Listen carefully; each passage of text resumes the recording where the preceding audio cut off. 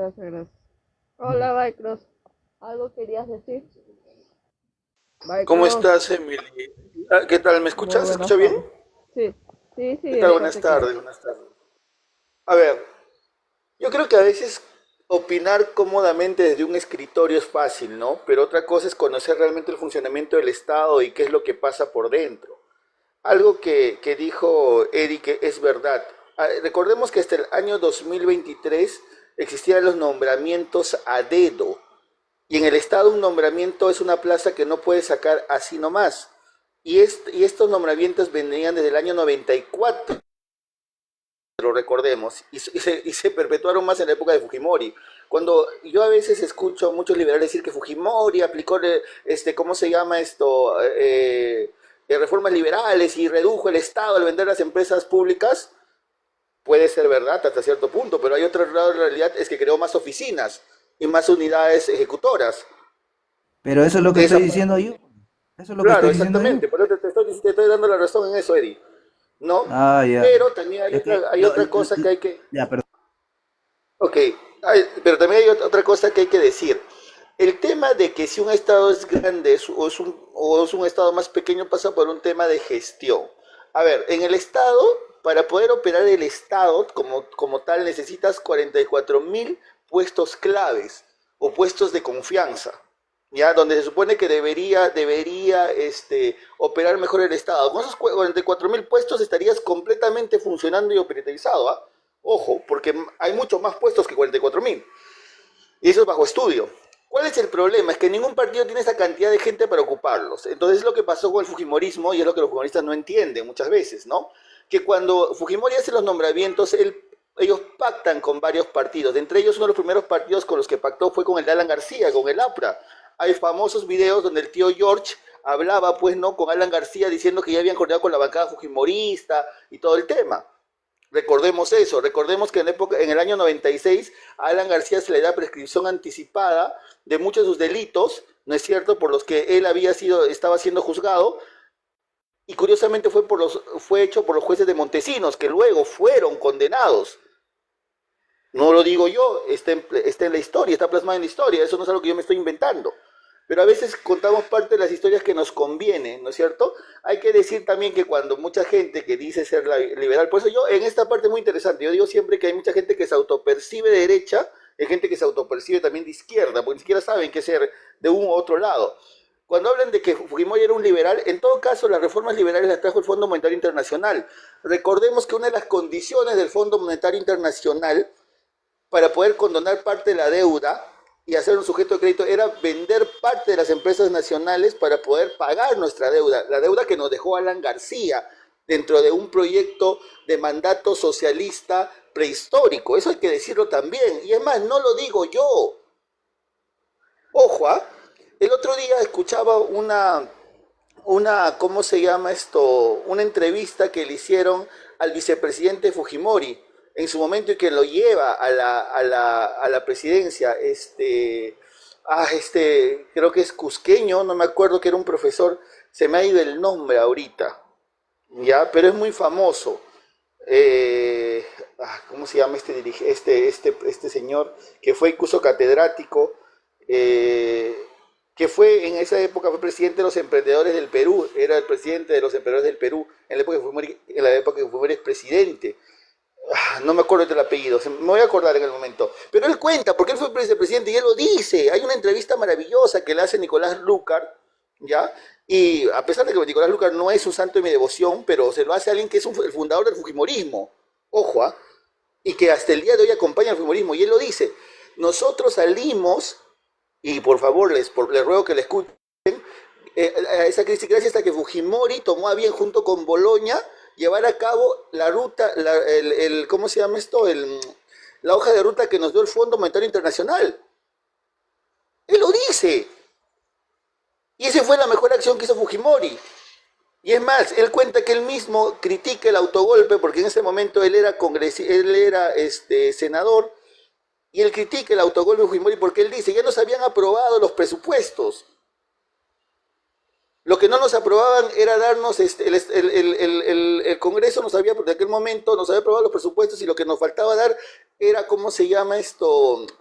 los poderes legislativos para materia de lucha contra el terrorismo y que nos los estaban dando por partes. Y es más, cuando le da el autogolpe me quedo sorprendido.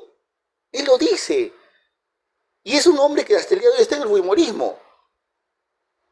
Y eso es bien interesante en esa entrevista. Absalón, ¿no es? Absalón Vázquez. Absalón Vázquez, exactamente, Absalón Vázquez.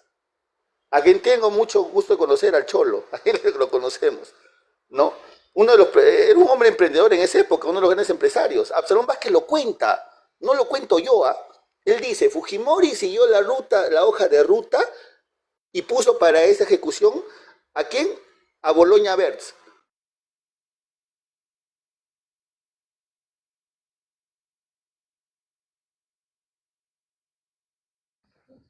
¿Alguien? Hay que decirlo. Al César lo que es del César. Tampoco fue Fujimori.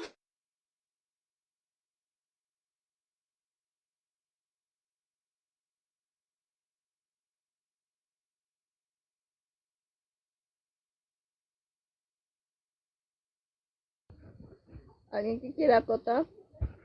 ¿Se fue la línea? ¿Aló? No, ya terminó Bycross. Ah, ya. No, Se te escucha, se le fue se la te línea. escucha, Eddie. Si no, mi pregunta era para Bycross, Dale. que solamente nos vamos a enfocar en lo malo y lo perjudicial No que me fue el estoy gobierno de enfocando en lo Fujimori, malo, estoy o haciendo también historia. se puede destacar algunas cosas positivas que hizo Fernando, no me estoy Fujimori. enfocando en lo malo, estoy diciendo, bien hizo Fujimori en su momento seguir la hoja de ruta del Fondo Monetario Internacional. Esa decisión política es valorable, es reconocible, es aplausible incluso. Sí, No pero estoy hay que diciendo que está aclarar mal. algo, Bycross, que te escuché decir que Fujimori era liberal y él nunca fue liberal, ni tampoco él dijo No, que era claro que liberal. no. Lo que nosotros No, decimos es que aplicó ciertas reformas no te liberales lo que digo es por otra ustedes, lo cosa. digo por los fujimoristas que ahora dicen, no por ustedes, hago la aclaración, porque muchos humoristas, por eso vuelvo a decir, muchos son social confusos, no saben ni lo que son, se autoperciben de derecha y dicen Fujimori es de derecha, Fujimori nunca fue de derecha, partamos por ahí, Keiko no es de derecha, que ahora por circunstancias de la vida le convenga hasta cierto punto decir que sí, que yo tengo una postura de derecha, no hubiera ofrecido todos los programas sociales que ofreció en el año 2021, fue, sí, 2021, sí, fue 21 con Castillo. Que poco más que le quería dar, ¿se acuerdan? 10.000, 15.000 soles creo que a los muertos por COVID. ¿O no nos acordamos de eso? Era Quería una dar, competencia de quién daba daba más bonos. sí, quería dar el bono minero. También, o sea, me dejo entender. ¿Y por qué digo todo esto? ¿Por qué hago este recuento? Porque yo compatibilizo con muchas ideas liberales. ¿Ah? A mí, es más, yo soy un amigo de que yo creo que la educación no debe ser gratuita en el Perú. Yo creo que al menos los padres de familia deberían pagar el mantenimiento de los colegios. Que esto puede salir pues 10 soles mensuales, 25 soles mensuales, que cualquier persona hasta de escasos recursos comprometida con la educación de sus hijos podría pagar. Pero antes no decías eso, Bycross. ¿Qué pasó? Pucha, que dijiste Bueno, que la que yo siempre educación he tiene dicho que estar en eso. manos del Estado y nunca ¿Qué cosa? podríamos buscar otra forma de administrar la educación. Fernando, yo siempre he sido amigo de concesionar la educación estatal a administradores internacionales educativas. La concesión no es privatización. La No, privatización no es igual. No es igual. No, Pero, la concesión no es privatización. Cuando tú privatizas algo, lo vendes, ya no es tuyo. Lo mismo que nos ha Claro, pasado los con el activos y Edenor. pasivos pasan Bycross, todo al privado. No, completamente una equivocado. consulta. Dime. Si la señora de Fuerza Popular no tendría el apellido, ¿en dónde estaría? O sea, ese partido, ¿dónde Posiblemente estaría? tendría, mira, posiblemente tendría pues, ahorita, si fuera una buena emprendedora, hubiera puesto pues un restaurante de sushi, ¿no? No, Pienso pero yo. si ella no tenía el apellido Fujimori, o sea, si ella no tenía el apellido Políticamente, Fujimori, Estaría ejerciendo su profesión, pues. Estaría ejerciendo su profesión, ¿no? Que es administradora, creo, algo así, ¿no? Pero Keiko en la mayoría congresal, ¿qué ella ha hecho? Keiko. ¿Ah?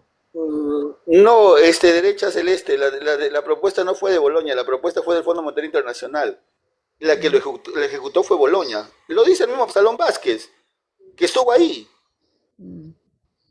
que acompañó a Pero, Fujimori y claro, se ha seguido acompañando a porque, Fujimori hasta el día de hoy. pero el tema de Keiko también la mayoría congresal no ha hecho mucho, Keiko. ¿Ah? Por eso, algo que dijo Se bien el amigo que se claro, fue se fue de vacaciones, no sé qué tema tenía ahí. por 500 días. Y es Ajá. más, ¿ah?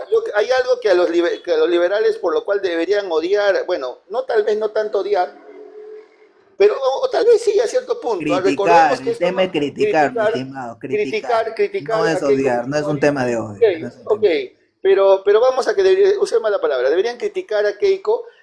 Es por algo que denuncia Renzo Gallardo, que era de Fuerza Popular, en el año en que Keiko fue congresista de la República. Y fue que no sé si se acuerdan que en el año 2011, 2012 más o menos, no creo que fue, no, 2006, no me acuerdo el año exactamente, me acabo de despertar. Renzo Gallardo es congresista de la República por Fuerza Popular junto con Keiko, justo el mismo año que Keiko es congresista. Y se veía en esa época la tasa de intereses de los bancos, porque eran excesivas. Recordemos que pagábamos tasas del 480%, del 320%, que eran criminales, porque ya estábamos en una estabilidad económica y jurídica. O sea, no había una excusa para aplicar ese tipo de intereses a la población. Sin embargo, y recordemos que quien en esa época tenía el control de la deuda, que como hasta el día de hoy, pero en esa época con más medida el Banco de Crédito del Perú, que tenía casi el 78% del control de la deuda. O sea, era el banco que cobraba más intereses y más préstamos daba. ¿Qué sucedió aquel día? Renzo Gallardo hace una propuesta en la Comisión de Fiscalización, ¿ya? Y Economía, hace una propuesta para poder regularizar el tema ¿cómo se llama esto? De los intereses de los bancos. No decir a los bancos que sustenten el por qué estaban cobrando tanto TREA si ya no meritaba absolutamente ese tipo de cobros. Éramos ya un país estable económicamente hablando. ¿Qué pasó? Lo dice Renzo Gallardo, no lo digo yo. Ojo, pueden buscar sus declaraciones de la época, incluso en el año 2016 él volvió a dar las mismas declaraciones. Que en su momento, de los 500 y pico días que Keiko no fue, justo en esos días fue Keiko Fujimori. Y Renzo lo hizo con nombre y apellido, por eso renuncia al Partido Fuerza Popular, porque Keiko Fujimori hace el lobby para que se archive el proyecto de Renzo Gallardo de la regulación de intereses de los bancos, perjudicando a quién, a los ciudadanos, favoreciendo a quién, al banco de crédito que en el momento. Por eso de ahí el mismo Renzo Gallardo esboza la teoría, que no me parece loca, que los 3 millones que le da Dionisio Romero en el año 2016 no es más que un agradecimiento de lo que en años posteriores ha hecho el fujimorismo por estas entidades bancarias. Interesante, ¿no es cierto? Interesante teoría. Pero no solamente el fujimorismo, ¿ah? Porque también tenemos al acuñismo que pasa piola y del cual nadie habla. Me dejo entender. Y teníamos también en su momento al nacionalismo y a muchos partidos pseudo de izquierda que también se cogen de la mano con los fujimoristas cuando lo tienen que hacer. Ahí vemos al partido de Cerrón, ¿no es cierto?, que bailan el mismo guayno. Y así. Pero a lo que yo iba con todo esto es que hay que contar las partes de la historia aún cuando nos convenga de la posición política que tengamos. Yo siempre he dicho, la izquierda tiene que aprender a cargar sus propios muertos, ¿no? Como Susana Villarán, que no está juzgada, y a mucha gente se preguntará por qué no está juzgada. Es muy simple, porque las AFPs, cuando Domingo Pérez en un acto atroz no aplica la cláusula anticorrupción al caso Interoceánica, ¿no es cierto?, y le permite a Odebrecht vender todos sus activos, entre ellos Rutas de Lima, entre ellos no me acuerdo del otro proyecto que tenían. ¿Quiénes compran parte del accionariado? Que ya van por el 46%, las AFPs, en una inversión de alto riesgo, que no tienen ningún tipo de seguro. Es más, Rafael López Aliaga habla de eso una vez, pero ya no lo toca, curiosamente ya no lo vuelve a tocar, ¿no? Lo dijo una vez en una entrevista cuando estaba en campaña, en la primera campaña. Y es interesante, ¿por qué? Porque si Susana Villarán fuera juzgada y este contrato tuviera corrupción, me dejo entender, podría declararse todo lo que es Ruta de Lima de interés nacional. Por ende, el Estado recuperaría y no tendría que pagar, porque agarrarías pues los pagos ya previstos años anteriores y irías al justiprecio, ¿no? Irías a un sinceramiento de precios y declararías de interés nacional. ¿Quiénes perderían? Las AFPs, pero no los dueños de las AFPs, porque vemos que las AFPs no pierden en este país, perderían los afiliados a las AFPs. Y eso sería un caos social más en un país donde ahorita se acaba de permitir sacar las CTS. Esa es la razón por la cual Susana Villarán no es condenada todavía por corrupción y posiblemente no sea condenada nunca. Eso lo dijo la semana pasada el fiscal vela en Radio Exitosa. Si a Ah, Susana bueno, lo condenan, se cae todo de los peajes, todo. claro, Y el claro, Perú sale a y eso favor. no le conviene a los AFPs. No le conviene a las AFP porque ellos han comprado ya hasta el día de hoy el 46% de esas obras corruptas, sin ningún tipo de seguro porque es una inversión de alto riesgo. Muy rentable, sí, porque es rentable el tema de los peajes, pero de alto riesgo. ¿Alguien habla de eso en este país? No, pero esos son nuestros empresarios. Esos son nuestros empresarios. Por eso a veces cuando yo critico a los liberales cuando dicen hay que privatizar la educación. ¿Y con qué tipo de empresarios lo vas a privatizar? ¿Con los que hoy tenemos? Empresarios inmaduros como esa ¿Y Acuña. no tienes la inversión extranjera para eso entonces también? ¿O ellos no pueden enseñar también? Por eso mismo, Eddie, yo he propuesto que se concesionen los colegios, que no es privatizar, concesionar no es privatizar porque se da por un tiempo determinado, y luego, porque es prácticamente como comprar el crédito, una concesión, luego eso regresa a ti en base a los engagement que tú hagas, ¿no? Y yo he dicho, concesionemos los colegios estatales a universidades internacionales como Cambridge, como la University of California, como Harvard, que son administradoras educativas, ¿no es cierto? Nos costará un poquito más, un poquito menos, en algunos casos, pero nos va a permitir tener infraestructura de quinta generación. Mejor privado y que pongan sus franquicias directamente, ya para qué concesionar. De frente a ver, toda la te carga explico. budgetaria se vaya. ¿Por qué? Te voy a explicar por qué concesionar. Porque te pongo un ejemplo claro de lo mal que es privatizar. Mira lo que ha pasado con el caso del NOR. ¿Ya? Edelnor se vendió, ¿no es No hay cierto? competencia, no hay competencia. No, Edelnor se vendió y ahora lo tienen los chinos. El monopolio de la energía del cono norte, del norte lo tienen los chinos. Ya, pues, falta competencia, pues, para que haya Ya, mejor, escúchame, mejor, ¿cómo mejor, tú haces calidad de servicio. competencia? Ya, escúchame, pues, ¿cómo tú haces competencia en redes eléctricas o tuberías de agua? No puedes. Hay cosas que se llaman recursos estratégicos. La educación sí la puedes concesionar, pero no la puedes privatizar. ¿Por qué estratégico? ¿Qué es estratégico? Las conexiones de energía eléctrica son estratégicas, ¿Por qué? son recursos estratégicos. ¿Por qué? Porque las conexiones Si todo lo produce el eléctricas, privado. ¿eh? Todos los bienes y servicios lo produce el privado. ¿Por qué es estratégico? ¿De No, estratégico para quién es? Para los porque políticos. la red de distribución es estratégica porque con eso alimentas diferentes tipos de instituciones, diferentes tipos de unidades corporativas, estatales y ejecutivas estatales, que son Está de pensando manejo solamente estatal. en el aparato estatal, pero la mayoría es la gente, no el aparato. En una guerra el NOR le corta la luz a los, vamos a poner, voy a ser exagerado ya, algún tipo de unidades operativas militares que están en esa zona, nos jodimos, estamos a ojo cerrado. Pero ¿por qué lo No va a puedes hacer? hacer eso. ¿Por qué lo va a ¿Por hacer? qué? Porque China ponte que se alíe con nuestros enemigos y decides una entidad privada, no lo operativizo. ¿Que vamos a entrar nosotros a operativizar eso? Y entonces para eso tiene que haber competencia, pues también, pues, Pero no está puedes yendo hacer un caso competencia en extremo, redes de porque los distribución empresarios eléctrica, chinos no van a se empezar, puede, pues, se van a querer ser pobres. Eddie, dime un país, un solo país, donde la red de distribución eléctrica de un mismo lugar hayan 2 o 3 compañías. Uno nada más dime. ¿Por qué no lo puede ver? Pero No, dime, es que ¿hay o no hay?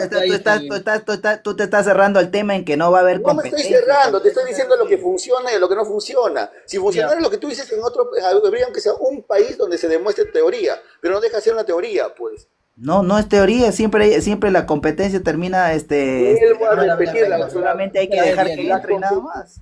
Eddie, lo que pasa Acá es que hay empresas- el problema de la energía eléctrica, disculpa, solamente algo chiquito. El problema de la redistribución de la energía eléctrica, la ausencia de más distribución de la energía eléctrica es porque todavía no se ha terminado de hacer más hidroeléctricas a nivel nacional y solamente se está concentrando la energía en uno solo punto y se sigue con ese mismo modus operandi. Vuelvo a repetir, mencióname un país donde haya 2 compañías de distribución operando en una misma zona. Uno nada más. Que eso es una falacia populum, que todo el mundo lo haga no quiere. No olvídate de la falacia Es una falacia autónoma, populum. Está aplicado, Es una falacia al menos está populum. aplicado. Mira, lo que pasa, Eddie, que hay empresas que normalmente se le conoce como monopolio natural, porque tú no vas a tener a disposición 2 o 3 caños o dos compañías que distribuyan agua. Entonces ahí tiene que entrar el Estado para regular, porque no puede permitir que las empresas que llegan a tener la privatización o la concesión hagan lo que hagan. Entonces el Estado le tiene que poner algunas restricciones. El cosa está totalmente de acuerdo. porque si no, digamos, le privatizan el servicio de agua y le va a subir a lo que ellos quieren, no, entonces el Estado tiene que ponerle parámetros. Ese también esa es otra falacia también, igualito. ¿Quién te ha Pero, dicho? Las empresas mira, privadas son más baratas que las hace, empresas estatales. Es que hace, los, cin- a ver, hace 5 años acá en Lima había el Nor y Luz del Sur, dos empresas distintas. No, mira, algo chiquito.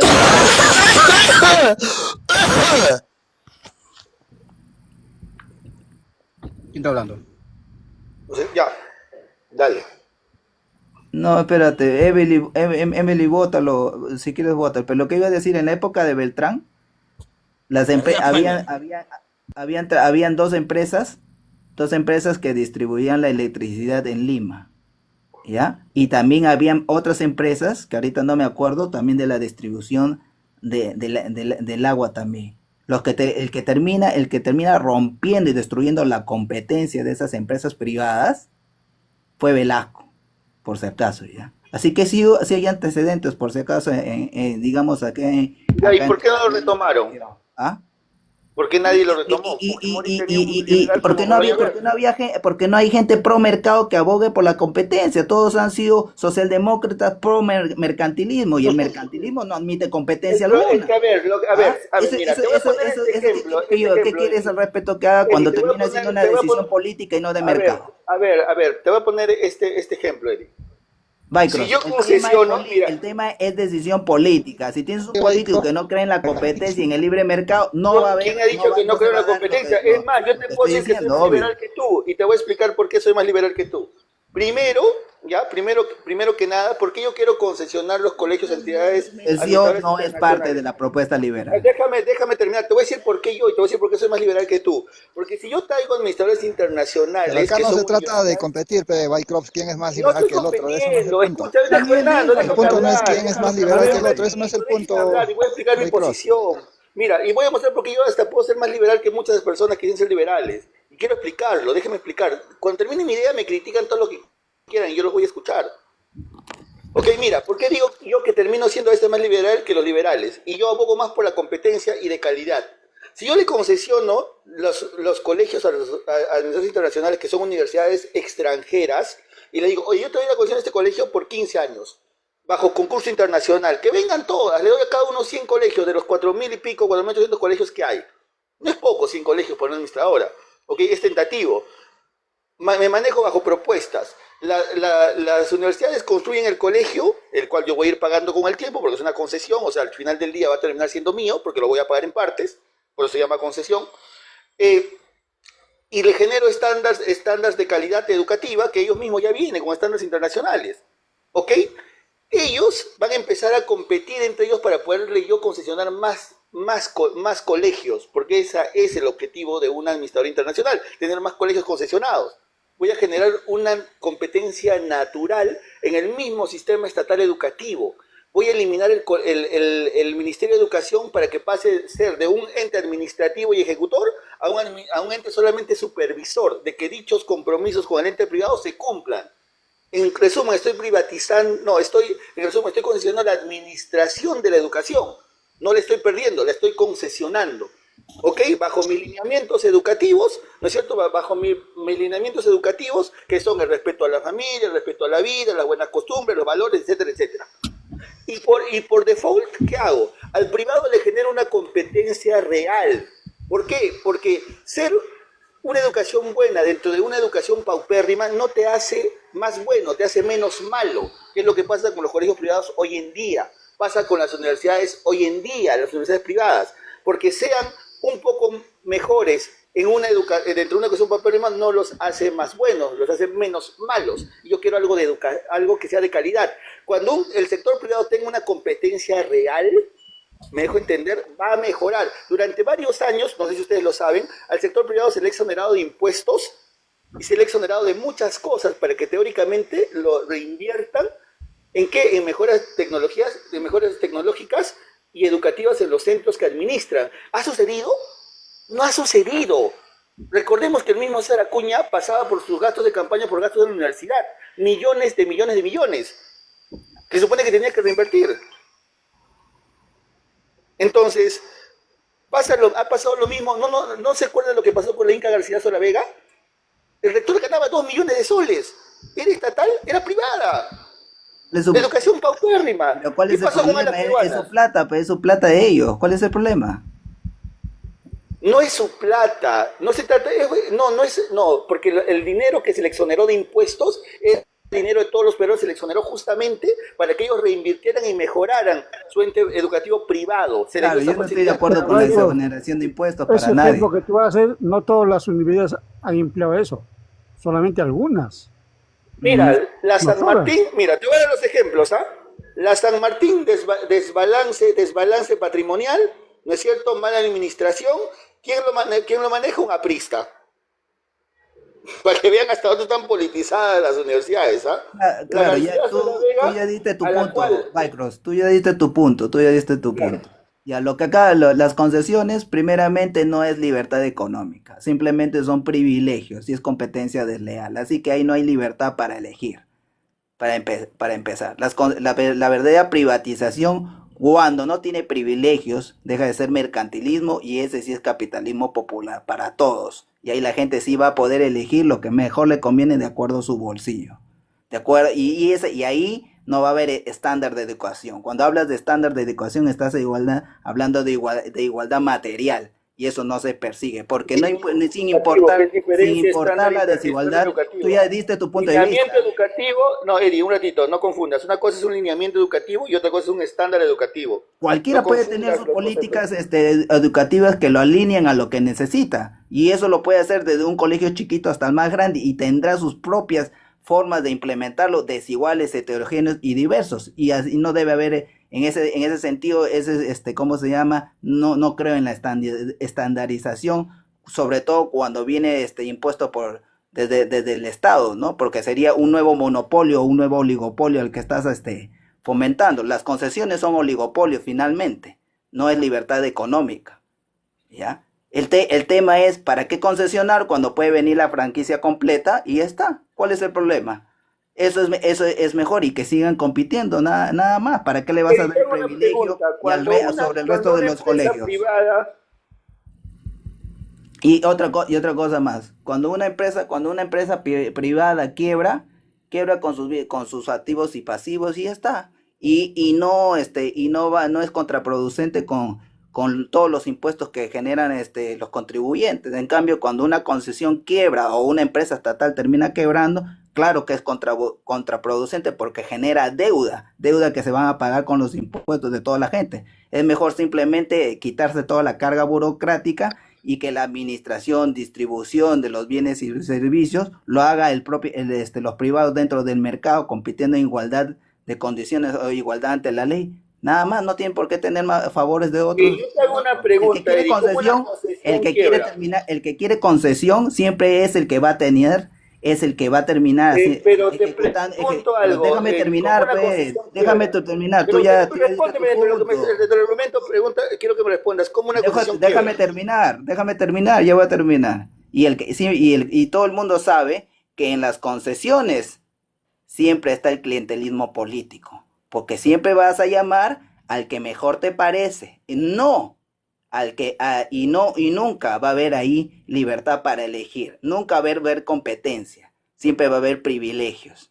Y eso ocurre tanto en los monopolios estatales o en los monopolios privados y en los oligopolios privados, que son justamente producidos porque siempre hay una ley que los privilegia y les dice, la ley de banca y seguros. Yo voy a dictar las normas y las normas y el cuadro normativo para poder discernir quién sí va y quién no va. Eso no es competencia.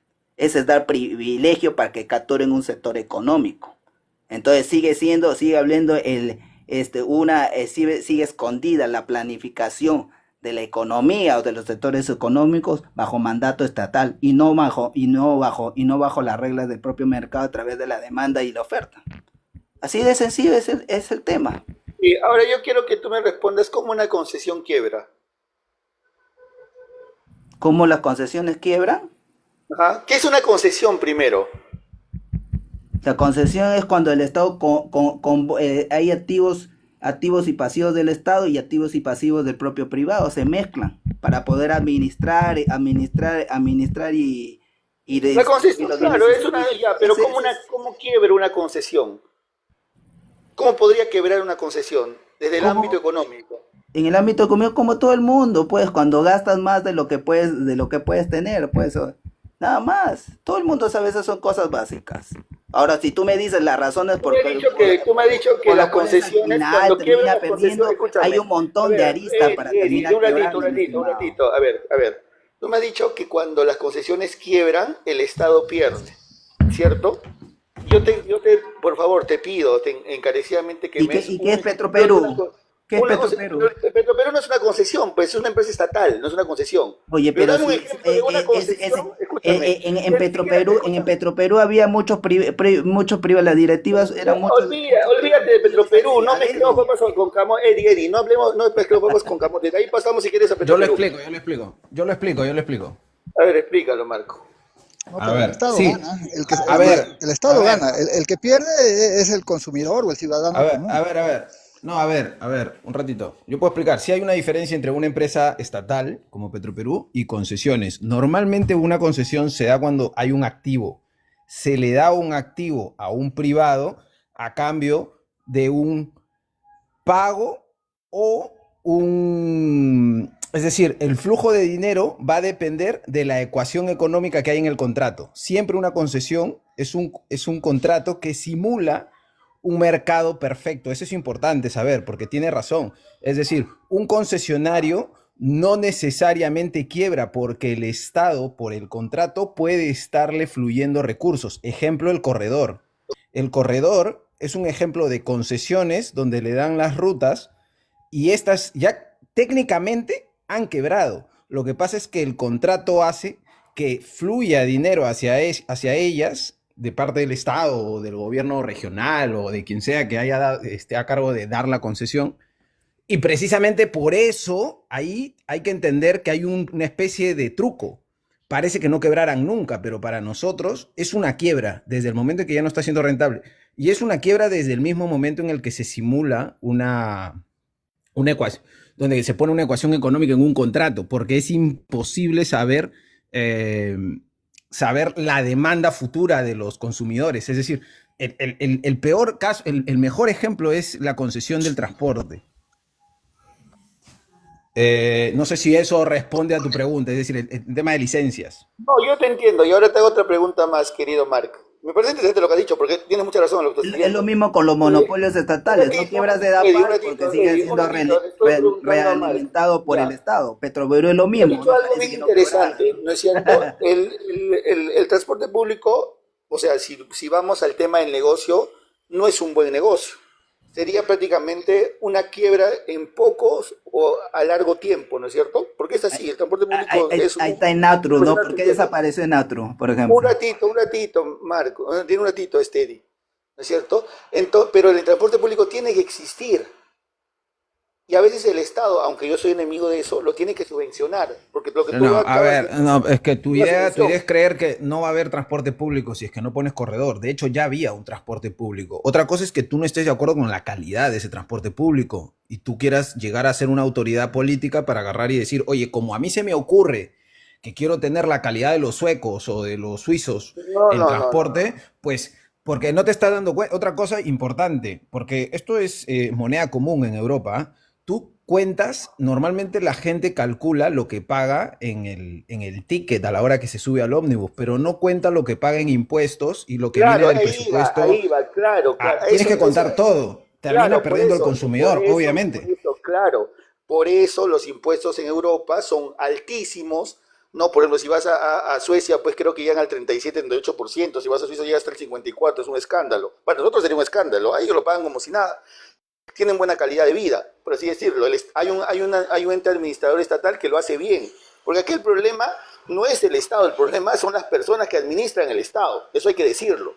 Yo vuelvo a decir, no estoy de desacuerdo que se reduzca, al contrario, estoy de acuerdo, pero mejorando la gestión. Yo siempre he dicho, el gran problema que tenemos en el Perú es la corrupción, básicamente. Y yo siempre he dicho que para poder luchar contra la corrupción, lo primero que tenemos que hacer es digitalizar las monedas, bajar la emisión de papel moneda para ver qué tan fácil es digitalizar una coima. no hacer un Mira, seguimiento a las transacciones, que no tienen nada que ver con los ahorros de las personas. Y aun si tuviera que ver, quien nada debe, nada teme. Si a mí el Estado me dice, oye, voy a intervenir tus cuentas, porque ¿cómo se llama esto? Porque yo creo que ahí puede haber algo, intervenlas, no tengo nada, no nada que ocultar. ¿Cuál es el problema? Ya no estamos yendo hay de muchos fuera. problemas. Sí, no, nos estamos yendo de tema, pero acá No, yo no le nos llamo... estamos yendo del tema, estoy marcando prácticamente lo que ustedes están conversando. No, ya es una porque falacia de arenque esto rojo. es En un vez de tema seguir con el tema de la gestión, es que es un concesión, nos tema vamos a otro lado. Que termine Marco de desarrollar su tema. Una cosa, solamente por poner aquí este tema de... Esto, yo tengo un videito ahí cortito que habla sobre la diferencia entre el estado clientelar y el estado del bienestar, ¿no? Esta diferencia se hace mucho en Europa porque ustedes saben que la Unión Europea es muy grande y que los países del sur son considerados como los vagos, ¿no? Grecia, Italia, España, Francia, Italia, Portugal.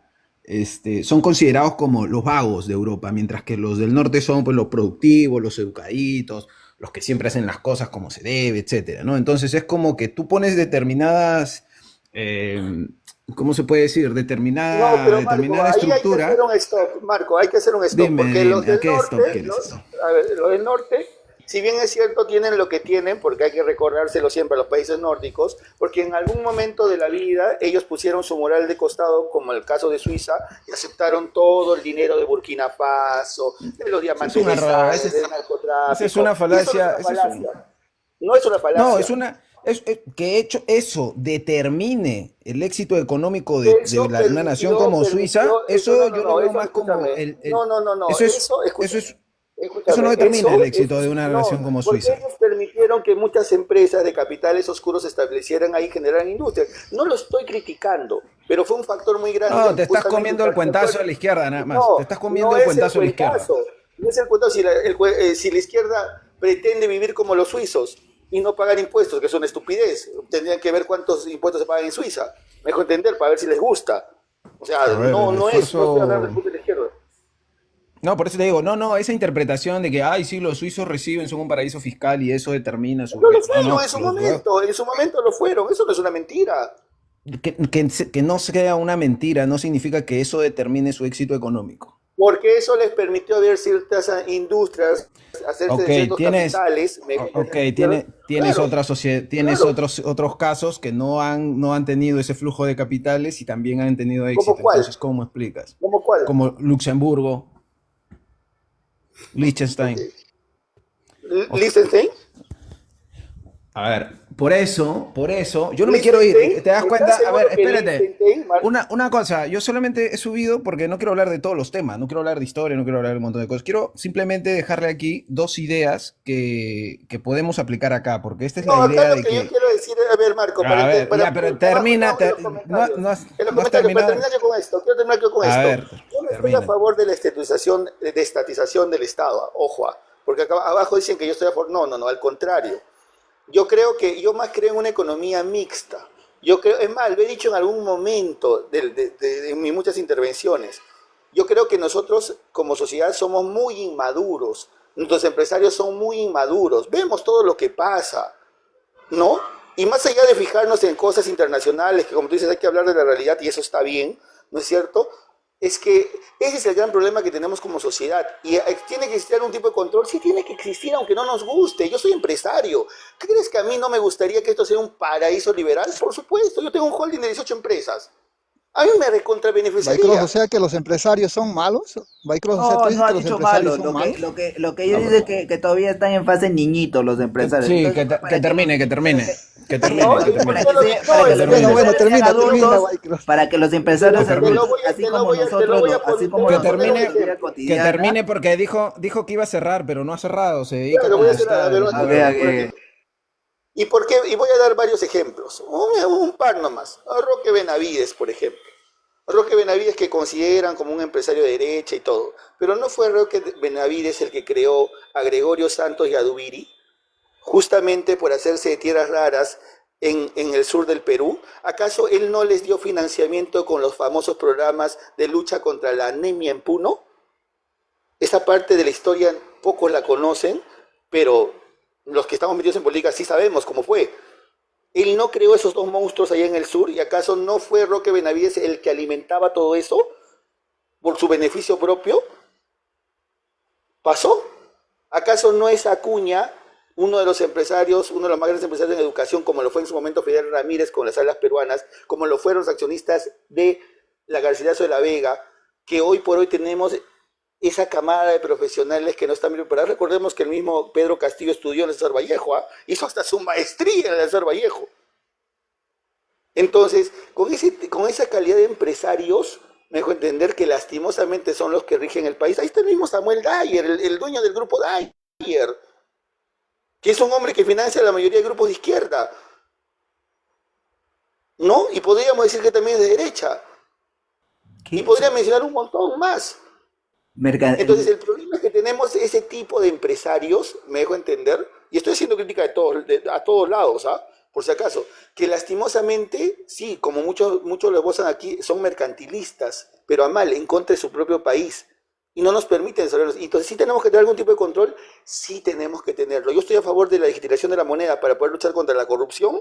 Ahí están los Graña y Montero, y su asociación con Odebrecht. Ya, ¿O nos olvidamos de eso? Ya, pero dijiste que ibas a cerrar y seguí, estamos hablando... Nada, quiero cerrar simplemente con eso. Ya, y yo para darle pase a otro, a cualquier otro, la única forma de que que los agentes económicos maduren en el mercado es a través de la competencia y que haga una buena justicia en términos de igualdad ante la ley, así como también el tema de la seguridad, restablecer el principio de autoridad. Nada más. A ver, si me permiten, yo entiendo, hay gente, estas dos opiniones que yo voy a dar están dentro del ámbito liberal. Nadie aquí ninguna de estas dos versiones que voy a dar es de izquierda. Pero hay dos interpretaciones. La que les estaba contando es una que se suele interpretar en Europa, cuando cortan por la mitad a Europa del Norte, Europa del Sur. Y se suele pensar de que cuando se trata de implementar un estado del bienestar, es decir, una serie de incentivos, hay poblaciones que lo saben adaptar, como por ejemplo los del norte, Finlandia, Noruega, Suecia, etcétera, Alemania, Holanda, que por ejemplo es una especie de pago común en el que la gente va a ser consciente, va a seguir siendo productiva y simplemente se trata de rescatar a los que se quedan descolgados de las oportunidades de trabajo. Mientras que cuando tú implementas los mismos incentivos, lo que se da en una sociedad donde, digamos, culturalmente esta población está es más, ¿cómo se puede decir? Tienen una preferencia temporal alta, se dice. Pero, a ver, ¿cómo lo decimos? Como que somos más ligerillos, son latinos en el sur de Europa. Entonces se suele decir que ahí lo que termina degenerando es un estado clientelar. Es decir, donde los políticos son una especie de raza distinta a la que hay en el norte y que por tanto, cuando tú quieres implementar ese tamaño del Estado, en el sur terminas teniendo un Estado clientelar y en el norte sí terminas teniendo el real estado del bienestar. ¿Qué te dicen? Que Sudamérica, si tú implementas un tamaño del Estado y vamos a poner control, va a terminar pareciéndose más a los países del sur de Europa, es decir, teniendo un Estado clientelar donde los políticos no son los políticos suecos, no son los políticos alemanes, no son los políticos tal. Entonces, esa es una opinión que pretende ser una opinión realista, pero yo creo que esa es una opinión un poco, no diría racista, pero es un poco como que hay algunas culturas superiores y otras inferiores, ¿no? Hay otra visión dentro del liberalismo, dentro del libertarianismo, que pretende, independientemente de las bondades o miserias de las personas y de lo que sean nuestras culturas, pensar que los incentivos van a extraer de una sociedad lo que tenga que extraer. Privilegios, es decir, en realidad no son incentivos. No. Cuando yo te digo unos incentivos y tú, por ejemplo, tú me pones un estado gigante, va a empezar a degenerar. O sea, esta primera versión yo no estoy de acuerdo. La estoy poniendo, pero hay muchos liberales que adscriben a esta visión. El chico de hace un rato seguramente no se considera de izquierda, se considera de derecha, y aquí hay muchos de derecha que son así, dicen... Socialdemócrata. Esa fue la visión sí, de Bismarck. La de implementar el estado del bienestar. Sí, el creador del estado del bienestar. La Declaración de los Derechos Humanos. Ya, pero yo no me estoy yendo tan atrás ni estoy tratando de hacer un rastreamiento de los orígenes del estado de bienestar, sino simplemente una especie de lectura general de cómo la gente, estoy tratando de agruparlos, obviamente, cada uno tendrá sus matices y tal, pero tú siempre te encuentras, y aquí en Perú yo encuentro mucho esta gente de derecha que dice, no, lo que pasa es que la gente es vaga, y si le agrandas el Estado, esto. No, la gente no es ni más trabajadora ni menos trabajadora que otros por su clase, por su raza, por su cultura, por su lenguaje, por lo que sea.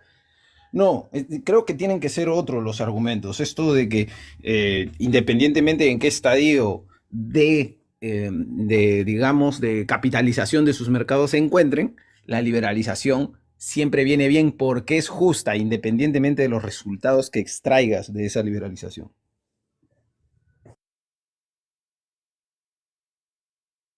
Le doy el paso porque el otro soltó sus ejemplos y se fue, que los ejemplos yo creo que me dan la razón completamente a mí, pero él cree que le dan la razón a él. Por eso mi molestia de tratar ejemplos, porque cada vez que tú sueltes ejemplos, el otro va a creer que le sirven. No, lo que pasa es que el otro panelista vino por acá y parece que se fumó algo y luego dejó el humo maloliente por este ambiente, ¿no? Pero me parece pésima la crítica que se hace al empresariado porque cae en la falacia del hombre de paja. Asociar porque un empresario es malo, entonces podemos deducir que todos los empresarios son malos, miserables y mercantilistas, lo cual no es cierto, ¿eh? Hay muchos empresarios o microempresarios que trabajan ya y se rajan el lomo para salir adelante, juntar algo de capital, volver a recapitalizar y volver a agrandar su negocio, ¿no? Entonces eso no se señala. Entonces, de lo que está perdido y lo que no dice Baycross es de que hay un mercantilismo puro y duro que vive con los ladrones y rateros políticos, ¿no? Porque yo, empresario, amigo de un congresista o de un ministro, pues más fácil se me hace hacer negocios con el ministro porque ya no tengo que competir y me doy una vida de lujos porque ya el ingreso lo tengo asegurado, ¿no? Eso es lo que no dice Baycross. Adelante, doctor Zucca, tiene la palabra. Hola Demo, ¿qué tal? Buenas tardes. Sí, bueno, ya se fue pues, mi amigo Bycross. A veces pues la ansiedad le gana a veces por querer quedar primero, ¿no? Pero bueno, ya no me gusta. Justo estaba atendiendo un temita, pero había varias cosas ahí que aclarar. Primero era el tema de este asunto de las concesiones. Es un asunto que ya tiene larga data y tiene también mucha jurisprudencia. Y siempre, ya, la primera condicionante del cesionario siempre va a ser que no le carguen los pasivos que arrastra. Así te dicen, los estados económicos financieros lo ve y lo primero que te indica es que no me gustaría llevarme así de frente, dice, los pasivos. Y entonces una cláusula que siempre está cargado en este tipo de contratos de cesión es que los pasivos los sigue pagando papá Estado. ¿Ya? Y en otros casos los dividen el asunto de propiedad, el asunto de infraestructura, el asunto de recursos humanos y software, que son derechos muchas veces, ¿no? Internacionales, ¿no? Y el asunto que tiene que ver con el propio flujo, ¿ya? Entonces, ¿por qué lo divide? Porque también incorpora su tema de exonérame, así todavía te dice, exonérame la tarea de poder sanear los asuntos que tienen que ver con recursos humanos y con el asunto de software. Yo voy a poner mi gente, yo voy a poner, ahí te condiciona. O sea, casi todos tienen el mismo corte desastre. Y entonces, siempre sale definiéndose la clásica historia que un liberal la tiene claro. ¿Cuál? La mezcla entre lo público y lo privado siempre tiene los hilos que te jalan a ampliar la corrupción. Y en el fondo son privilegios que están asolapadamente maquillados, donde uno dice, no me hago cargo de los pasivos o las cifras en rojo y solamente de los activos que me conviene rentabilizar. Entonces, seguimos en el mismo asunto. ¿De dónde salió la gallina? ¿Se dan cuenta? Hay que saber un poco de repente por ahí interiorizar los ejemplos que él estaba propugnando. Sí hay ejemplos en el Perú, por ejemplo, ¿ya? Hay ciudades, ¿ya?, donde tienen básicamente territorios muy restringidos de distribución eléctrica, que eso es lo que quería más o menos saber qué realidades hubieron, ¿ya? Y es que sí las hubo en su momento, como dijo por ahí, en la época de Beltrán se terminaron varias hidroeléctricas, varias termoeléctricas, y cada quien tenía independencia territorial, un mercado independiente, funcionaba, rentabilizaban y todo lo tenía el ámbito privado. Ya es el caso de Huanzalá, por ejemplo, la Huanzalá, ya que es un asentamiento minero, es más, hasta la población le aseguró a su costo y solamente en ese territorio toda la distribución eléctrica. Es el caso de la termoeléctrica, por ejemplo, en Talara también. En Talara, antes de que refinería, ¿no?, se haga cargo, ¿no?, ese tema. Y así, en el caso, por ejemplo, de Sangabán también, igualito. En el caso de que llegaba hasta Juliaca. O sea, eran territorios distribuidos ya de energía, así, proyectos de energía privados. ¿Ya? Marcona, por ejemplo, era otro que después se hizo caso con cargo con Shoujesa, y así, o sea, podemos ver enteramente así nichos territoriales totalmente aislados y tenían su rentabilidad y se dedicaban a cuidar su propio, y cuando tenían un excedente lo soltaban a la interconectado. Y el interconectado, cuando en el 72 recién, perdón, en el 62 recién se estaban terminando algunas interconectadas. Ahora casi todo, pero antes no, todavía eran parciales y se soltaba el interconectado. Así era antes. Así que eso de que dame un ejemplo, las hubo. El tema es que la confiscaron, la nacionalizaron y la estatizaron. Vuelvo a repetir, la mezcla entre lo público y el privado siempre tiene el hilo de la corrupción, justamente por el manoseo de los activos y los pasivos y toma y dame hasta donde conviene. ¿Con quién? Con el político de turno. Gracias. Pido la palabra, si me permite. Interesante lo que dice el doctor Zucca. Lamentablemente, ya lo conocemos pues a Baicross, ¿no? Él siempre tira la piedra, hace su bulla y se va. No tiene cómo argumentar. ¿Cómo puede decir que Roque Benavides es un empresario? Es un empresario limpio, es un empresario mercantilista, Bebita Baicross. Baicross antes, cuando yo lo conocí, defendía a Petroperú. Pero como ya tanto lo han satanizado, pero ahora dice, sí, pues claro, verdad, ahora se le puede entregar a los operados. Claro, escuchó a los liberales y entendió, pues, ¿no? Porque antes defendía a Petroperú aférrimamente. No, se necesita cambiar funcionarios, una buena administración. Ahora la Bebita ya cambia de discurso, ¿no?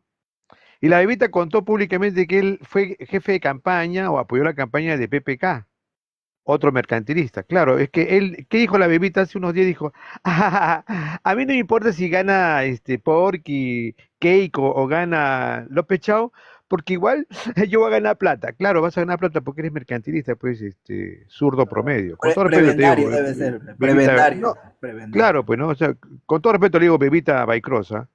Y la Bebita de Baicross decía, no sé por qué los liberales quieren que haya tantos bancos acá en el Perú, si tenemos acá los bancos, las financieras, las cajas de ahorros y las mutuales. Yo dije, este ignorante zurdo promedio, ¿qué está hablando? Subí, pues. Oye, Bebita, ¿sabes qué? Estaba con la señora Rufo. Le dije, mire, chica, con todo respeto. ¿A qué? No, chica, y lo muteó, pues, Espartano. Mire, chica, ¿sabes qué? Con todo respeto, no hablen cojudeces. Porque para empezar, ¿sabes qué? Dentro de una economía de mercado, sí funcionan los bancos. ¿Sabes por qué? Porque cuando viene la inversión privada, extranjera, nacional, ¿sabes qué hace? La economía se dinamiza. El que vende sus pollitos, brote, el que vende su papa a la huancaína, ya pasa a ser formal porque dice, acá tengo chamba. Y ese individuo ya califica para que el banco le dé crédito. ¿Entendiste? ¿Entendiste? Bebitas. Y querían atacarme, pero Espartano los muteaba, pues, ¿no? Ustedes tienen que entender que dentro de esta economía, obviamente, pues, ¿qué va a funcionar el sistema financiero si tenemos un mercado reducido de gente formal? Tenemos casi el 80% de informalidad. Entonces, esta gente que son zurdos, como la Bebita Baicross y como la señora Rufo, otro izquierdoso, aprista, no entienden. Y todavía en un ley me acuerdo que la señorita Baicross Bebita, yo le dije un día, vamos a debatir de economía. Cuando gustes, hija, me dijo, ¿no? Pues yo digo, este zurdo promedio cree que el estatismo, el concesionar, se libera de la corrupción. En la concesión siempre va a haber una corrupción, porque el Estado interviene de alguna otra manera y el privado gana privilegio. Ahí está Odebrecht, por ejemplo. Entonces, pero la bebita como no tiene capacidad de análisis, solamente memoriza. Por eso como todo zurdo promedio, pues por eso que esta gente, cuando ve que hay gente que le va a cátedra, ¿qué hace? Se va corriendo. De repente se habrá rebalado porque siempre viene con su taco 9. Gracias. Con todo respeto lo digo, gracias. Dante Eddy, tiene la palabra, con todo respeto.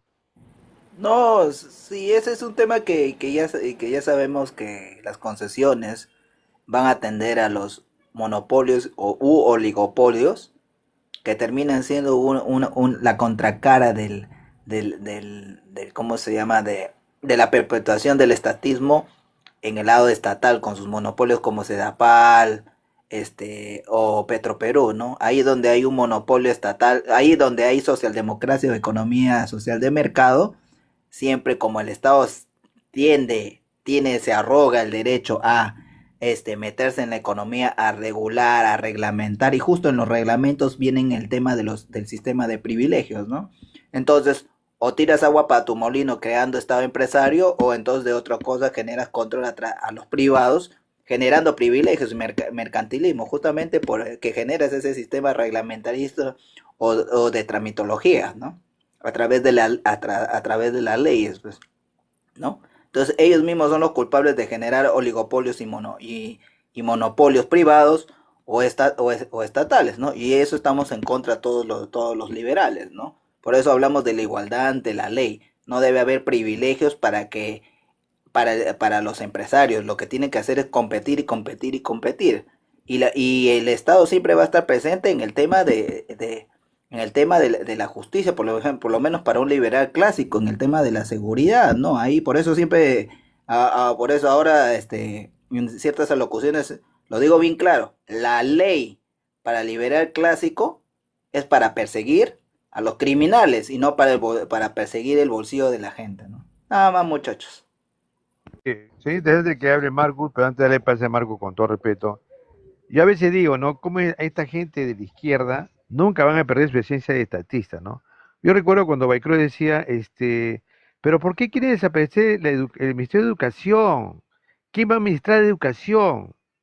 Yo digo, pero este ignorante, como todo zurdo promedio, ¿no se da cuenta de la gran burocracia que tiene la educación? Que casi el 50% se va en pago de planillas. Pues yo digo, estos zurdos no analizan, estos hablan porque tienen boca. ¿Sabe qué decía? No, se tiene que dar una buena capacitación a los profesores y que haya calidad de funcionarios. Pero si el sistema de educación está pésimo porque el Estado es un mal administrador. ¿Cuánto dinero se va en la educación? ¿Cuánto dinero se va en la educación? No en la educación, se va en la burocracia y en la corrupción. Pero como es zurdo, promedio no analiza, pues, se queda en su teoría. Adelante, Marco, tiene la palabra. A ver, no, solamente decía que el tema de Bycross para adelante lo voy a subir para YouTube. Claro. Interesante, buen dato. Acá, excelente. Hay democracia, te vas a volver famoso. El único aporte qué fuerte. El único aporte que hizo Braico fue sobre el tema de Fujimori, nada. De ahí del otro lado ya no. No, lo que pasa es que, aquí hay que decir las cosas como son. Mira, Mike Cross lo ha dicho públicamente, que los liberales clásicos son soñadores. Puro libro, pura filosofía. O sea, es una persona que no solamente desconoce, sino que odia a los liberales. Yo no entiendo por qué, ¿ah? Él más bien debería decir, gracias liberales que me están educando, ¿no? Me están sacando de ser un zurdo promedio. Lo que pasa es que Bycross trabaja como operador político. Por eso fue operador político con PPK. No sé, este año no sé con quién es, ¿no? No, sé qué dijo ahora. Hace una día a mí no me interesa si gana Porky o Keiko o gana López Chau, porque igual yo voy a ganar plata, yo voy a hacer negocio siempre. Es mercantilista, pues. Claro, el mercantilista no tiene problema. No, pero ahora Bycross dice que es mucho más liberal que Eddie, pero yo estoy analizando por dónde. Tal vez por ideas liberal porque progresistas, se baña sea calato más en la liberal, playa ¿no? con su taco 9, que es otra cosa. Adelante. No, él aboga por la libertad mercantilista. En otras palabras, ese es Bycross. repite lo mismo en todo lado que va, ay, que los liberales paran soñando, que los liberales no saben nada, que son pura teoría, es algo utópico. Yo no entiendo por qué esta bebita no razona más, man. Marcus, tiene la palabra. Dale, gracias. A ver, yo estoy acostumbrado a que a mí me tachen de teórico, de soñador o de cosas así. ¿Por qué? Porque precisamente esta discusión es muy vieja entre los hombres prácticos y los teóricos, ¿ya? Y nosotros tenemos que festejar que, por ejemplo, alguien tan estatista que defendía una empresa pública, ahora ya no defiende a la empresa pública y por lo menos habla de concesiones. Es decir, el tema de las concesiones era ser muy liberal en los 90. Es decir, la información viajaba muy lento, no se tenía acceso al conocimiento de la teoría económica y era muy complicado. Por eso es que en Perú se hizo una privatización, entre comillas, a la peruana, a la chilena en los 90, mientras que en República Checa hicieron una privatización más seria, más acorde con la teoría económica que funciona. Y por eso les fue mejor, ¿no? No significa que al Perú le haya ido mal, sino que le fue menos bien que como le hubiera ido con una privatización en mejores términos. Fue Entonces menos hay que competitivo, igual, menos competitivo, ¿no? pero aún así es mejor que estar estatizado, ¿no? Entonces, hay que celebrar los pequeños progresos de la gente igual. Ahora, a mí me gusta siempre, porque no es tan sencillo. Por ejemplo, tú tienes, es bien complejo ver cómo el Estado cuando empieza, por ejemplo, a hacer concesiones, yo lo llamo esto como que o tienes propiedad privada o tienes licencias por el Estado. Una concesión en el fondo es una licencia. Si el Estado te da una licencia para que operes algo que no le va a dar la licencia a otros, entonces restringe la libertad de otros, solo te permite hacerlo a ti. Y hay una serie de condiciones sobre beneficios y pasivos, y pues si eres muy tonto, un hombre muy poco práctico, un empresario poco sagaz, pues perderás. Hay que ser muy torpe para perder en una concesión, ¿no? Y pues ellos creen que eso ya es decir, ser un hombre de negocio ya es ser un economista, y por algo el management es algo distinto a la economía. La ciencia económica pretende estudiar todo el sistema económico en términos dinámicos, en cuáles van a ser las consecuencias de que todas las concesiones fracasen. Y la consecuencia es esta, que tienes a un montón de estatistas diciendo y barriendo para su casa diciendo, oye, ya vieron que la privatización no funcionaba, pues estatizamos todo de nuevo. Eso es lo que va a ocurrir en términos dinámicos. Va a ocurrir en Chile, va a ocurrir en Perú, como no actualicemos el paquete de ideas. Por ejemplo, nosotros creo que tenemos que dar la batalla de que las rutas son estatales. La inseguridad que ocurre en las calles es responsabilidad del Estado, no es responsabilidad de ningún privado, no se le puede achacar al mercado. Ahora está ocurriendo igual con los recursos del subsuelo, con el oro. Toda la violencia que se genera ahí es responsabilidad de quien tiene la propiedad, y es el Estado. Y da mediante licencias. Eso, la teoría económica lo tiene recontraestudiado. Solo va a desembocar en violencia. Ocurre, por ejemplo, cuando el Estado prohíbe la producción, distribución y comercialización de drogas, nadie lo puede hacer. Incluso el Estado dice, ni siquiera le voy a dar una licencia por encima de la mesa a nadie. Pero ¿qué hace el Estado? Le da una licencia por debajo de la mesa. ¿Cuál es la consecuencia? Narcoestado. Lo ves en México. Es decir, la violencia es extrema porque la demanda existe. La demanda de oro siempre va a existir, la demanda de drogas va a existir. Entonces, cuando tú tienes al Estado, yo sé que todos aquí tendremos nuestras ideas previas sobre lo que nos gustaría o no nos gustaría que sea el mundo. Pero antes de vomitar cómo nos gustaría que sea el mundo, tenemos que ponernos a pensar cómo es. Y la verdad es que los seres humanos, con toda su bondad, con toda su maldad, van a seguir demandando drogas, van a seguir demandando oro. Entonces, si tú tienes al Estado metido ahí, dando licencias o prohibiendo directamente encima de la mesa, pero dejando a mafias, entonces